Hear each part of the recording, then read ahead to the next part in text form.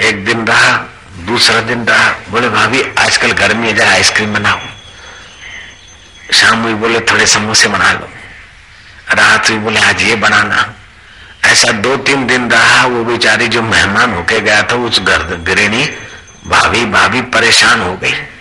भाभी ने कहा कि भोजो तुम घर से चले बहुत दिन हो गए हो ना? बोले हाँ भाभी, तुम खूब जानती हो, 3 दिन फलाने के घर रहा, 4 दिन उठे रहा, 3 दिन उधर रहा, इधर तो थे, अब ये 15वां दिन है। तो बोले 15 दिन हो गए आपने घर छोड़ा है, तो बच्चे याद करते होंगे तुमको, बच्चों की माँ भी याद करती होगी ना? बोले हाँ। वो बेचारी इसलिए कह रही कि अब तू जा यहां से, लेकिन वो भोजो क्या कहता है कि भाभी तुम बहुत बहुत समझदार हो, मैं अभी अपने बच्चों को और उनकी मां को बुला लेता हूं।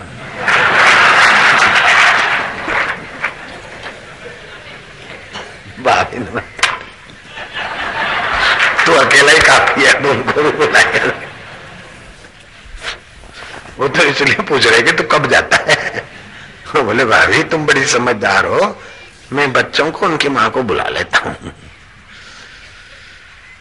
तो मांगने वाले से तो वैसे ही वृक्ष भी भय पाते हैं। भिखमंगा आके खड़ा होता है तो क्या खुश हो जाते हो?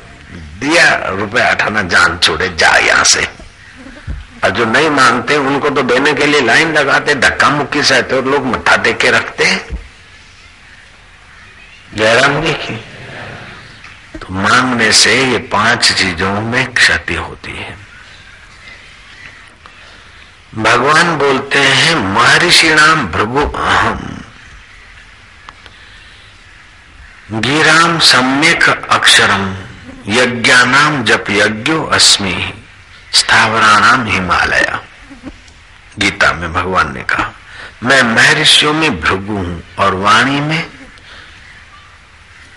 शब्द खय अर्थात एक ओंकार ओम मैं हूं, और यज्ञों में जप यज्ञ मैं हूं, स्थावरों में अचल वस्तु में हिमालय मैं हूं। सप्तऋषियों में भृगु श्रेष्ठ माने गए।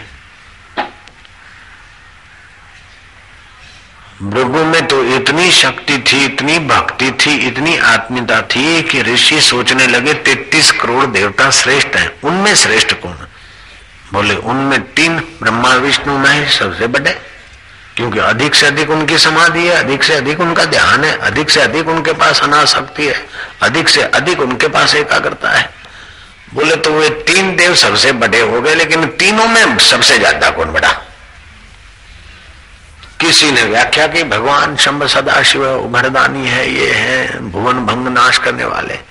किसी ने ब्रह्मा जी की व्याख्या की कि सृष्टि करने का सामर्थ्य तो ब्रह्मा जी बड़े हैं। किसी ने विष्णु की व्याख्या की कि पालन करने का सामर्थ्य ये बड़े हैं। तो 3 ग्रुप हो गए संतों में, और जिसकी बात करे वो बिल्कुल सच्ची लग गए। आखिर कोई निर्णय 3 में से एक विशेष कौन? वो शास्त्रार्थ करते करते जब निर्णय नहीं हुआ तो इतने में भृगु ऋषि आए। सबने सोचा कि आपके पास तो लोक लोकांतर में जाने की भी विद्या है और तीनों देवताओं से आपका तो सीधा संबंध भी है। आप ही बताओ कि तीनों देवताओं में सबसे बड़ा देव कौन है? ऐसे तो महादेव बड़े देव हैं, ब्रह्मा जी भी बड़े देव हैं, विष्णु भी बड़े देव, लेकिन इन तीनों में से ज्यादा मार्क किसको दे सकते? बोले अच्छा तो मैं जाता हूं, प्रैक्टिकल करता हूं। गए ब्रह्मा जी के पास और ऐसे वैसे जाके खड़े रहे। ब्रह्मा जी ने देखा कि हमारे संकल्प से तो उत्पन्न हुआ बेटा होके अकड़ू होके खड़ा रहा है, क्या समझता है? ब्रह्मा जी को जरा गुस्सा है, ऐसे ही उसने अपना लीला की। तो ब्रह्मा जी थोड़े नाराज से लगे, वहां से चला प्रणाम करके गया शंकर भगवान के पास। उधर जरा अंत संत किया तो शिव जी ने उठाया त्रिशूल, खबरदार, वो भागा वैकुंठ में। खैर शिव जी कोई कम देव नहीं है, उनको बार बार प्रणाम है, ये शिव जी की निंदा की बात नहीं है। शिव निंदा करके कहां जाए अपन, नरक में भी जगह नहीं मिलेगी। फिर गए भगवान विष्णु के पास, तो विष्णु क्षीर सागर में लेट रहे थे। तो एक देव से दूसरे देव की परीक्षा कड़क, और दूसरे से ये तीसरे देव की और कड़क परीक्षा ली। विष्णु लेटे थे और भृगु ने लात ठोक दी विष्णु की छाती में। अब क्रोध तो आना चाहिए। विष्णु ने पैर पकड़े, बोले महाराज हम तो दैत्यों और दानवों के युद्ध फैसला कराते, हमारा दिल तो कठोर हो गया, बार बार अवतार लेते हैं, कंस से रावण से भिड़ते हैं, तो हमारा दिल कठोर हो गया।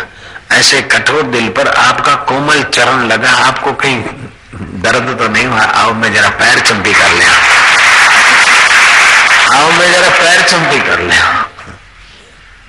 भृगु ने कहा वाह वाह धन्य हो, क्षमा बड़न को होत है, छोटन को उत्पात। विष्णु को क्या घटी गयो जो प्रभु है मारी लात। वैर से वैर नहीं मिटता है, घृणा से घृणा नहीं मिटती है, द्वेष से द्वेष नहीं मिटता है। सासू ने जरा ऐसा वैसा कर दिया तो अपने सवाया कर दिया, बहू ने कर दिया तो सासू सवाया कर दे, तो वैर बढ़ जाएगा, घर में नरक आ जाएगा। पड़ोसी ने ऐसा किया तो हम जरा ऐसा करके दिखा दें, वो इसी में समाज का जो सुख शांति नष्ट हो जाता है। I sought you sought who will carry dirt out. मैं भी रानी तू भी रानी, कौन भरेगा घर का पानी। इसीलिए अपने हृदय में थोड़ा औदार्य सहिष्णुता रखनी चाहिए। बाहर से कभी फूंक मार भी दिए व्यवस्था के लिए, लेकिन अंदर में किसी के प्रति गांठ न बंधे, इसका ख्याल रखने वाला भगवान के रास्ते और समाज में सफल हो जाता है। जो गांठ रखता है द्वेष की, उसको तो हानि होती है। मौका ढूंढता कि बदलाव लूंगा, समय आए तो इसको ठीक करूंगा। उसको जब ठीक करेगा उसके पहले तेरा हृदय तू बेठीक कर रहा है, और बेठीक हृदय से तू किसको ठीक करेगा।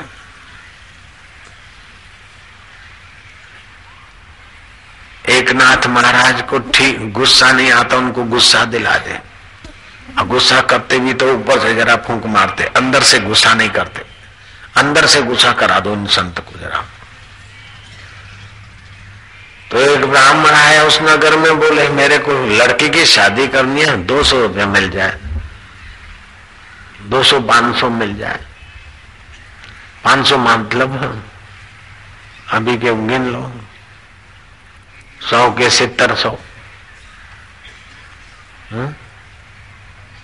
100 रुपए के 7,000, 35,000 हो गया। हाँ